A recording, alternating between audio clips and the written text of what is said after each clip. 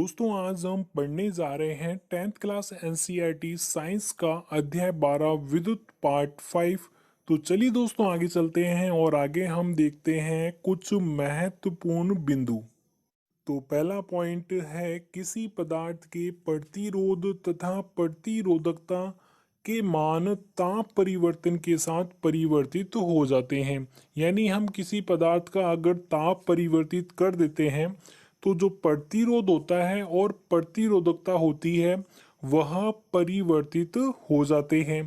प्रतिरोध को हम लिखते हैं कैपिटल आर से और जो प्रतिरोधकता होती है उसे हम लिखते हैं रो से। नेक्स्ट पॉइंट हम देखते हैं धातु तथा मिश्र धातुओं के लिए। धातु जिसके बारे में आप पढ़ चुके हैं जैसे सोडियम, कैल्शियम, मैग्नीशियम, एल्यूमिनियम और डी ब्लॉक के अंदर जितने भी तत्व आते हैं वो क्या हैं, धातुएं हैं। और मिश्र धातुएं क्या होती हैं, जब हम दो धातुओं को मिलाकर कोई नई धातु बनाते हैं तो उसे हम क्या कहते हैं, मिश्र धातु कहते हैं। जैसे पीतल, जो पीतल होता है वह जिंक और कॉपर से मिलकर बनता है। जिंक को हम कहते हैं जस्ता भी कहते हैं और कॉपर को हम तांबा भी कहते हैं। तो जो पीतल होता है वह जिंक और कॉपर से मिलकर बनता है। पीतल क्या है, एक मिश्र धातु है। तो धातु तथा मिश्र धातुओं के लिए प्रतिरोधकता अत्यंत कम 10 की घात -8 से 10 की घात -6 ओम मीटर। दोस्तों यहाँ पे 10 की घात -8 का क्या मतलब है, दोस्तों यहाँ पे 10 की घात -8 का मतलब है कि जब आप 10 की घात -8 को भाग के चिन्ह के नीचे लाते हैं तो यह प्लस का हो जाता है। तो 10 की घात -8 को जब आप भाग के चिन्ह के नीचे लाएंगे तो यह 10 की घात 8 हो जाएगा। तो यहाँ पे आप देख सकते हैं 10 की घात 8 के साथ में कोई भी संख्या गुणा में नहीं है। तो ऐसी स्थिति बनने पर आप क्या कर सकते हैं, एक को गुणा में मान सकते हैं। क्योंकि संख्या जो एक होती है उसकी आप किसी भी संख्या से गुणा कीजिए या भाग दीजिए, गुणा कीजिए या भाग दीजिए, वापस वो ही संख्या आ जाती है। तो एक से गुणा करने पर या भाग देने पर कोई फर्क पड़ता नहीं है। तो हम यहाँ पे 10 की घात 8 के साथ में एक को गुणा में मान सकते हैं। तो 10 की घात -8 को जब आप भाग के चिन्ह के नीचे लाते हैं तो यह 10 की घात 8 हो जाता है और भाग के चिन्ह के ऊपर क्या बचेगा, एक। तो 1/10 की घात 8। तो 10 की घात 8 का मतलब है कि एक के आगे 8 जीरो। तो आपको क्या करना है, एक में एक के आगे 8 जीरो लगाकर भाग देना है। तो यह 10 की घात -8 का मतलब है। इसी प्रकार आपको 10 की घात -6 के साथ करना है। यानी आप 10 की घात -6 को जब बटे के नीचे लाते हैं तो यह 10 की घात 6 हो जाता है और बटे के ऊपर कितना बचेगा, एक। तो ये हो जाता है 10 की घात -6 का मतलब। तो धातु तथा मिश्र धातुओं के लिए प्रतिरोधकता अत्यंत कम 10 की घात -8 से 10 की घात -6 ओम मीटर तथा विद्युत रोधी पदार्थ जैसे रबड़, कांच। तो विद्युत रोधी पदार्थ कौन से होते हैं, जिनमें विद्युत धारा का प्रवाह नहीं होता है। तो विद्युत रोधी पदार्थ जैसे रबड़ और कांच के लिए बहुत उच्च, यानी जो प्रतिरोधकता का मान होता है वो बहुत ज्यादा होता है। 10 की घात 12 से 10 की घात 17 ओम मीटर कोटि का होता है।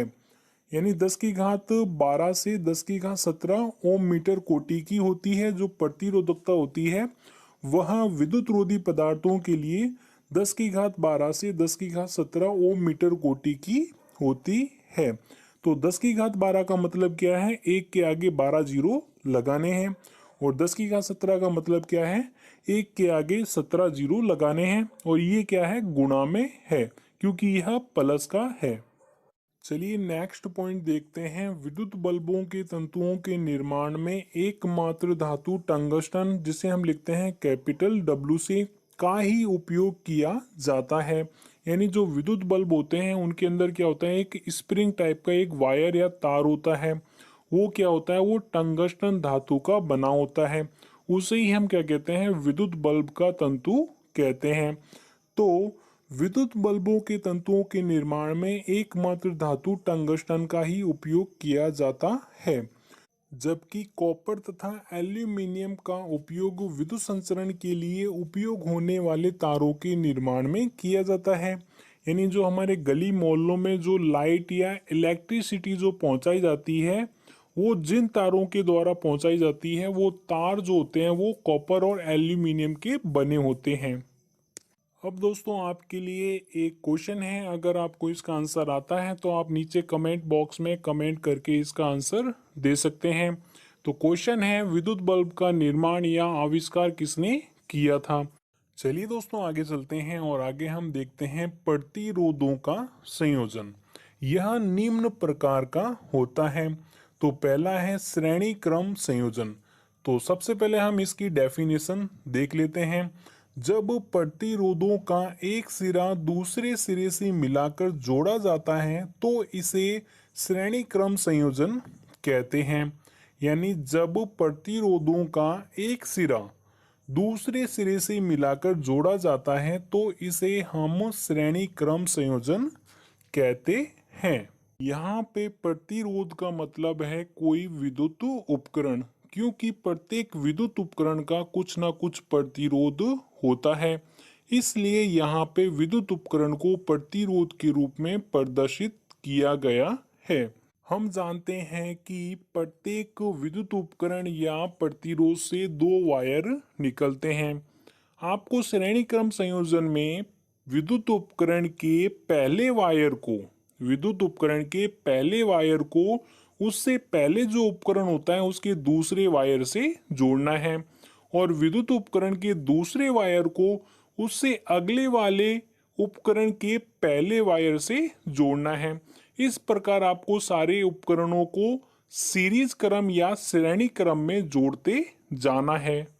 चलिए अब आगे देखते हैं श्रेणी क्रम संयोजन में प्रत्येक प्रतिरोध यानी विद्युत उपकरण। तो श्रेणी क्रम संयोजन में प्रत्येक प्रतिरोध में समान धारा प्रवाहित होती है, परंतु प्रत्येक प्रतिरोध के सिरों पर विभवांतर भिन्न भिन्न होता है। तो श्रेणी क्रम संयोजन में जितने भी प्रतिरोध या विद्युत उपकरण जुड़े होंगे उनमें जो धारा प्रवाहित होगी वो समान धारा प्रवाहित होगी, लेकिन उनके सिरों पर जो विभवांतर होता है वो क्या होगा? भिन्न भिन्न या अलग अलग होगा। चलिए दोस्तों आगे चलते हैं और आगे हम देखते हैं श्रेणी क्रम संयोजन को चित्र के द्वारा समझ लेते हैं।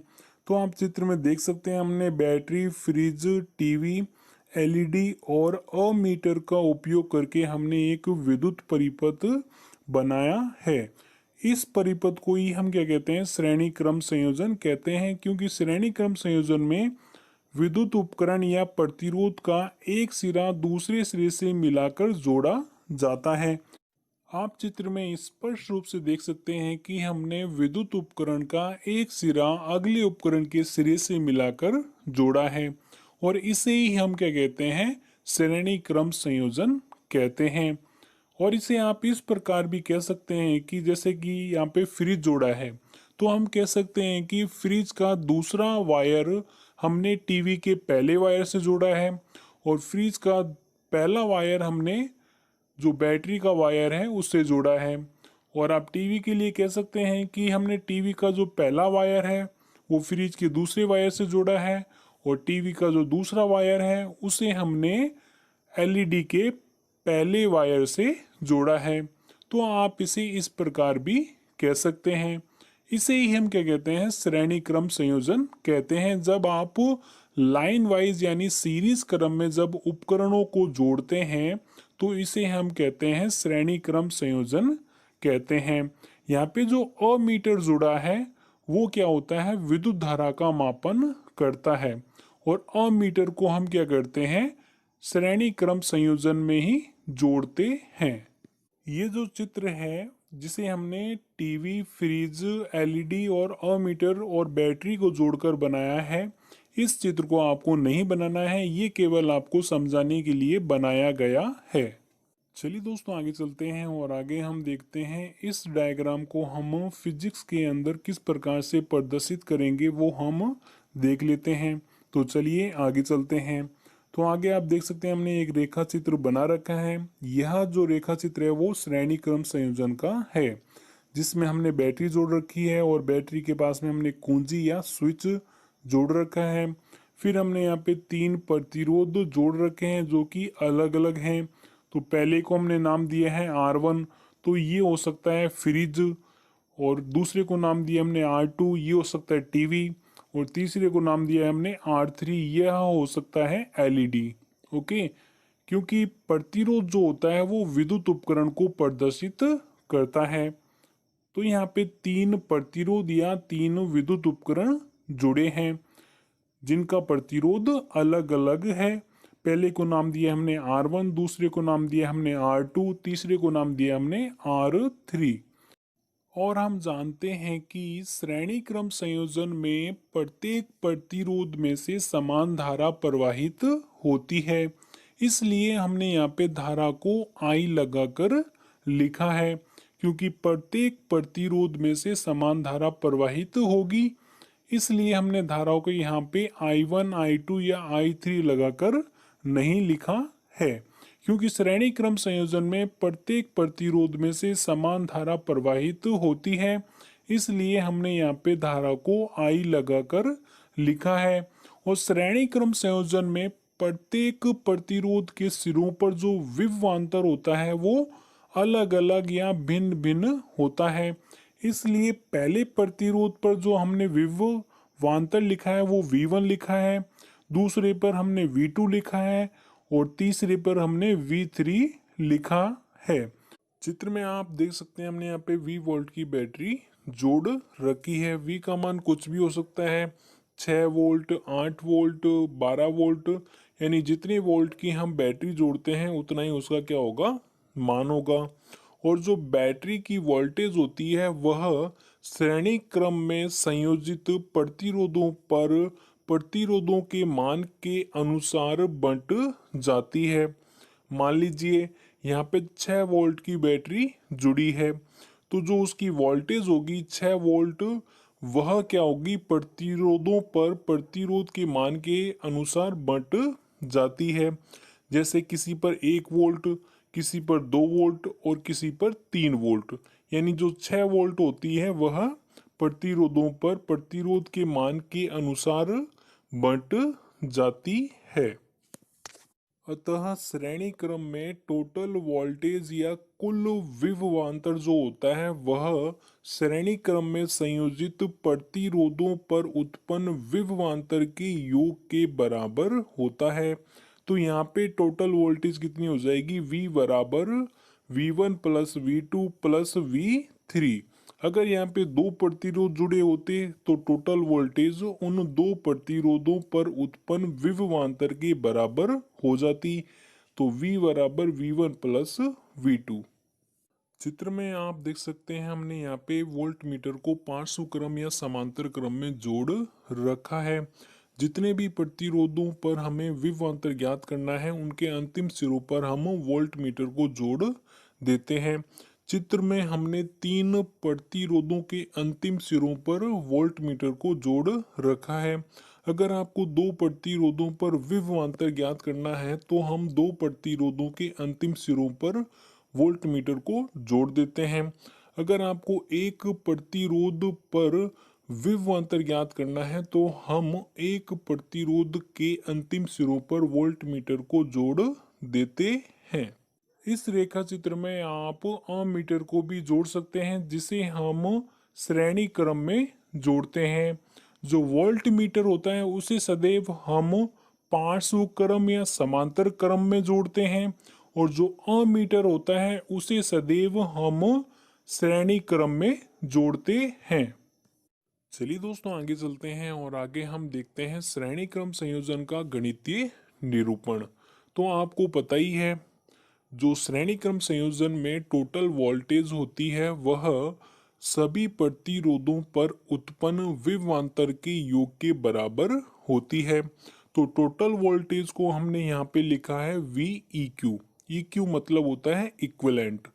तो VEQ बराबर क्या हो जाएगा, V1 plus V2 plus V3, क्योंकि यहाँ पे जो विद्युत परिपथ हमने बनाया था उसमें हमने 3 प्रतिरोध जोड़े थे जिन पर विभवांतर V1, V2, V3 था।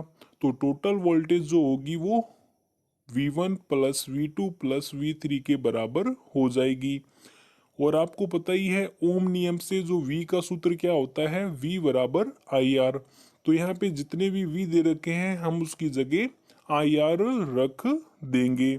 तो VEQ की जगह हम रखेंगे IREQ। यहाँ पे REQ क्या है, टोटल प्रतिरोध है, टोटल प्रतिरोध है REQ। और V1 की जगह हम रखते हैं IR1, और V2 की जगह हम रखते हैं IR2, और V3 की जगह हम रखते हैं IR3। हमने यहाँ पे I को IEQ, I1, I2 या I3 लगाकर नहीं लिखा है, क्योंकि जो श्रेणी क्रम संयोजन होता है उसमें प्रतिरोधों पर जो विद्युत धारा का मान होता है वह समान होता है। इसलिए हमने यहाँ पे विद्युत धारा को IEQ, I1, I2 या I3 लगाकर नहीं लिखा है। तो नेक्स्ट स्टेप हो जाएगा IREQ बराबर I ब्रैकेट में R1 plus R2 plus R3। तो हमने यहाँ पे I को कॉमन लिया है क्योंकि सभी प्रतिरोधों में से समान धारा प्रवाहित हो रही है, यानी जितने भी प्रतिरोध श्रेणी क्रम में संयोजित होते हैं उनमें समान धारा प्रवाहित होती है, इसलिए हमने यहाँ पे I को कॉमन लिया है। तो IREQ बराबर I ब्रैकेट में R1 plus R2 plus R3। और I को हम क्या करेंगे, जो लेफ्ट साइड में I है उसे हम दूसरी साइड ले जाते हैं। तो गुणा वाली संख्या जब भी दूसरी साइड जाती है तो वह भाग में चली जाती है। तो इसका नेक्स्ट स्टेप हो जाएगा REQ बराबर I ब्रैकेट में R1 plus R2 plus R3 बटे में I। तो गुणा में भी आई है और नीचे बटे में भी आई है, तो आई से आई कैंसिल हो जाएगा और नेक्स्ट स्टेप आ जाएगा REQ बराबर R1 plus R2 plus R3। तो श्रेणी क्रम संयोजन में टोटल प्रतिरोध REQ जो होता है वह श्रेणी क्रम संयोजन में संयोजित प्रतिरोधों के मान के योग के बराबर होता है। तो यहाँ पे विद्युत परिपथ में हमने यहाँ पे 3 प्रतिरोध जोड़े थे, तो टोटल प्रतिरोध क्या हो जाएगा REQ बराबर R1 plus R2 plus R3। इसी प्रकार अगर यहाँ पे 2 प्रतिरोध जुड़े होते तो टोटल प्रतिरोध क्या हो जाता R1 प्लस R2।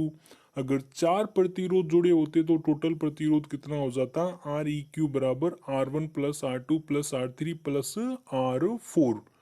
यानी श्रेणी क्रम संयोजन में टोटल प्रतिरोध REQ जो होता है वह श्रेणी क्रम संयोजन में संयोजित प्रतिरोधों के मान के योग के बराबर होता है। चलिए दोस्तों आगे चलते हैं और आगे हम देखते हैं श्रेणी क्रम संयोजन पर आधारित 2 से 3 क्वेश्चन। तो पहला क्वेश्चन देखते हैं, एक विद्युत लैंप जिसका प्रतिरोध 20 ओम है तथा एक 4 ओम प्रतिरोध का चालक 6 वोल्ट की बैटरी से श्रेणी क्रम में जुड़े हैं। तो यहाँ पे एक विद्युत लैंप है जिसका प्रतिरोध 20 ओम है और एक चालक है जिसका प्रतिरोध 4 ओम है। दोनों ही क्या है, 6 वोल्ट की बैटरी से श्रेणी क्रम में जुड़े हैं। हमें ज्ञात क्या क्या करना है, ए। तो पहला क्वेश्चन है ए, परिपथ का कुल प्रतिरोध, बी है परिपथ में प्रवाहित धारा, और सी है विद्युत लैंप व चालक के सिरों के बीच विभवांतर परिकलित कीजिए। चलिए अब आगे चलते हैं और आगे हम देखते हैं इसका आंसर। तो आंसर में सबसे पहले हमें क्या करना है, विद्युत परिपथ का व्यवस्था आरेख बनाना है, क्योंकि इस प्रकार के क्वेश्चनों में विद्युत परिपथ का व्यवस्था आरेख बनाने पर जो क्वेश्चन का आंसर निकालने में आसानी रहती है। तो हमने क्या किया है, यहाँ पे एक चालक जोड़ा है, चालक को हमने प्रतिरोध के सिंबल के द्वारा प्रदर्शित किया है और इसके प्रतिरोध को हमने नाम दिया है R1। तो R1 बराबर कितना हो जाएगा 4 ओम।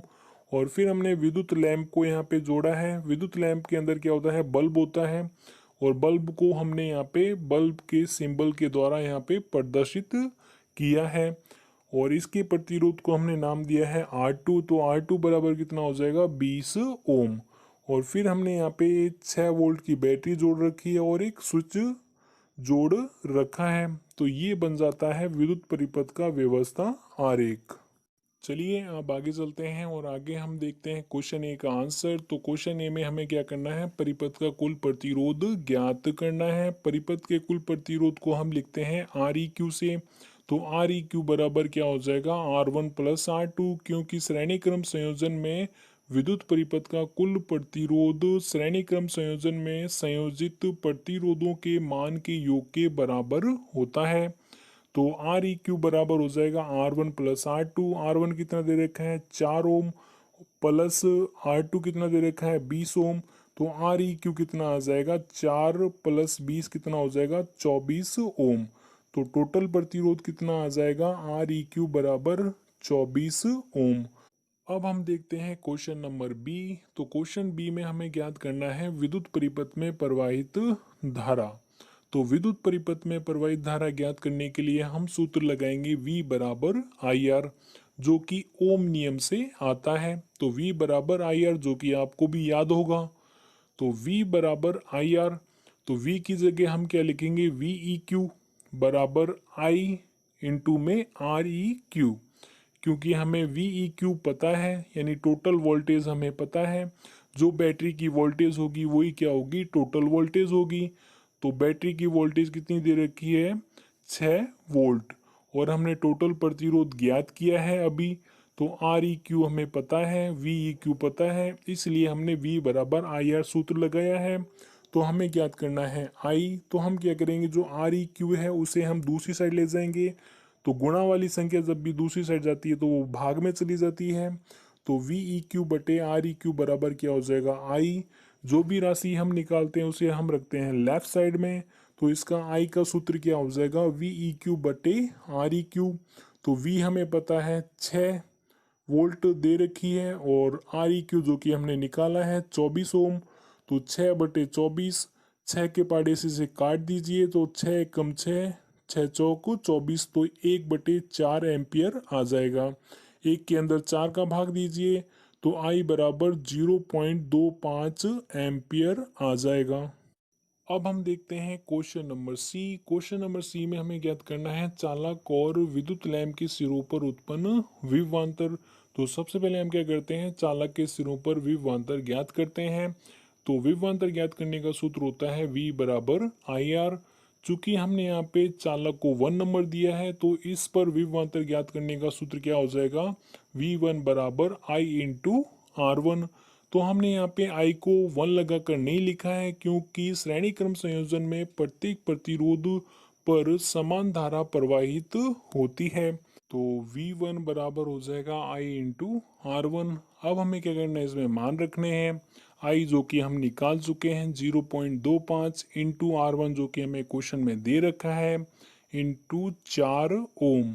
तो V1 बराबर कितना हो जाएगा, 0.25 इंटू 4। तो अब हम क्या करते हैं, पॉइंट को हटाते हैं। जब भी हम पॉइंट को हटाते हैं तो पॉइंट से पहले जितनी भी संख्या होती है उतने ही 0 1 के आगे लग जाते हैं बटे में। तो यहाँ पे पॉइंट से पहले 2 संख्या है, तो बटे में क्या होगा, 1 के आगे 2 0 लग जाएंगे। तो V1 बराबर क्या हो जाएगा, 25/100 इंटू 4। तो यहाँ 25 के पाड़े से कटता है, तो 25 एकम 25, 25 चौक 100। तो 1/4 इंटू 4। तो V1 बराबर कितना आ जाएगा, 4/4। तो 4 को 4 से काट दीजिए, 1 आ जाएगा। तो V1 बराबर कितना हो जाएगा, 1 वोल्ट। यानी चालक के सिरों पर उत्पन्न विभवांतर कितना होता है, 1 वोल्ट होता है। अब हम क्या करते हैं, विद्युत लैंप के सिरों पर उत्पन्न विभवांतर ज्ञात करते हैं। तो उसके लिए सूत्र क्या बन जाएगा, V2 बराबर I इंटू R2।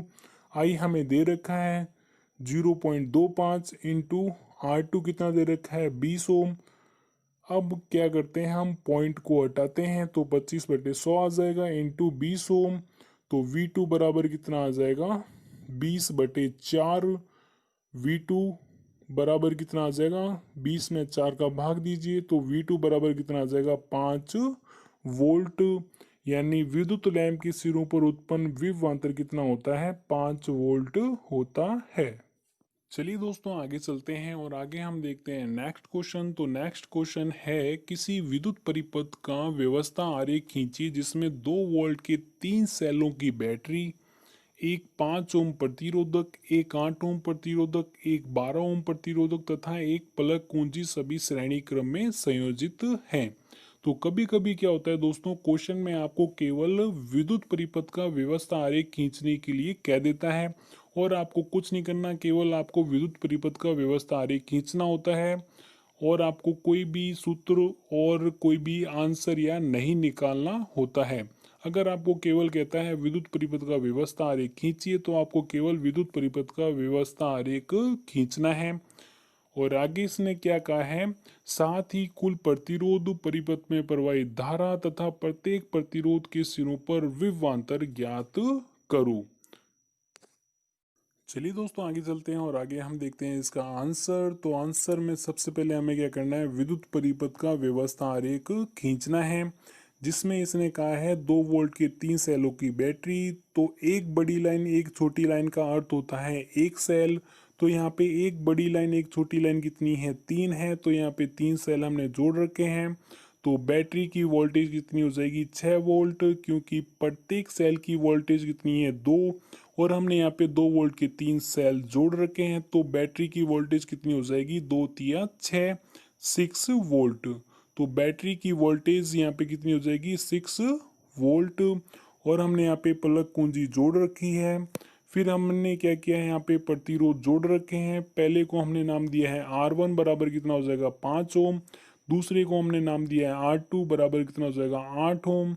और तीसरे को नाम दिया हमने R3 बराबर कितना हो जाएगा, 12 ओम।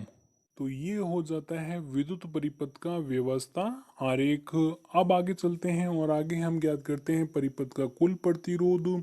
परिपथ का जो कुल प्रतिरोध होता है उसे हम लिखते हैं Req, जो कि होता है श्रेणी क्रम संयोजन में संयोजित प्रतिरोधों के मान के योग के बराबर होता है।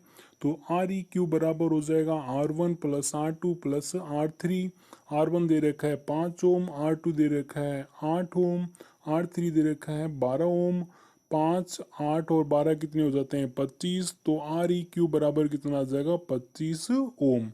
तो टोटल प्रतिरोध कितना आ जाता है, Req बराबर 25 ओम। अब हम ज्ञात करते हैं परिपथ में प्रवाहित कुल धारा। तो परिपथ में प्रवाहित कुल धारा ज्ञात करने के लिए हम सूत्र लगाएंगे V बराबर IR। तो यहाँ पे V का सूत्र हो जाएगा VEQ बराबर I इंटू REQ। VEQ हमें ज्ञात है जो कि बैटरी की वोल्टेज है। REQ हम ज्ञात कर चुके हैं। तो I का सूत्र क्या हो जाएगा, VEQ बटे REQ। क्योंकि जब भी गुणा वाली संख्या दूसरी साइड ले जाते हैं तो वह भाग में चली जाती है। तो VEQ बटे REQ बराबर I। जो भी राशि हम निकालते हैं उसे रखते हैं हम लेफ्ट साइड में। तो I का सूत्र क्या हो जाएगा, VEQ बटे REQ। V हमें दे रखा है 6 वोल्ट और REQ हम निकाल चुके हैं 25 ओम। तो 6/25 कितना आ जाएगा, I बराबर 0.24 एम्पियर। चलिए दोस्तों आगे चलते हैं और आगे हम देखते हैं विद्युत परिपथ में प्रतिरोधों के सिरों पर विभवांतर। तो हमें क्या करना है, विद्युत परिपथ में प्रतिरोधों के सिरों पर उत्पन्न विभवांतर ज्ञात करना है। तो हम क्या करते हैं, पहले प्रतिरोध पर विभवांतर ज्ञात करते हैं। तो पहले प्रतिरोध के लिए विभवांतर का सूत्र क्या हो जाएगा, V1 बराबर I इंटू R1। I हम निकाल चुके हैं 0.24 इंटू 5। जब आप 0.24 इंटू 5 को गुणा करेंगे तो V1 कितना आ जाएगा, 1.20 वोल्ट आ जाएगा। यानी पहले प्रतिरोध पर उत्पन्न जो विभवांतर होगा वो 1.20 वोल्ट होगा। अब हम क्या करते हैं, दूसरे प्रतिरोध पर उत्पन्न विभवांतर ज्ञात करते हैं। तो उसके लिए सूत्र क्या हो जाएगा, V2 बराबर I इंटू R2। 0.24 इंटू 8, क्योंकि R2 का मान कितना दे रखा है 8। तो V2 कितना आ जाएगा, 1.92 वोल्ट। यानी दूसरे प्रतिरोध पर उत्पन्न विभवांतर कितना हो जाएगा, 1.92 वोल्ट हो जाएगा। अब हम क्या करते हैं, तीसरे प्रतिरोध पर उत्पन्न विभवांतर ज्ञात करते हैं। तो उसके लिए सूत्र क्या हो जाएगा, V3 बराबर I इंटू R3। I कितना है, 0.24 इंटू R3 कितना है 12, तो 0.24 इंटू 12 को गुणा करते हैं तो आंसर आ जाएगा 2.88 वोल्ट। यानी तीसरे प्रतिरोध पर उत्पन्न विभवांतर V3 बराबर कितना हो जाएगा 2.88 वोल्ट। अगर आपको चेक करना है हमारा आंसर सही है तो आपको क्या करना है, तीनों प्रतिरोधों पर उत्पन्न जो विभवांतर है उसका योग करना है। अगर उसका योग बैटरी की वोल्टेज के बराबर आता है तो आपका आंसर सही है, वरना गलत है। अगर आप यहाँ पे 1.20, 1.92 और 2.88 को अगर जोड़ते हैं तो आंसर आता है 6 वोल्ट, यानी आपका आंसर सही है।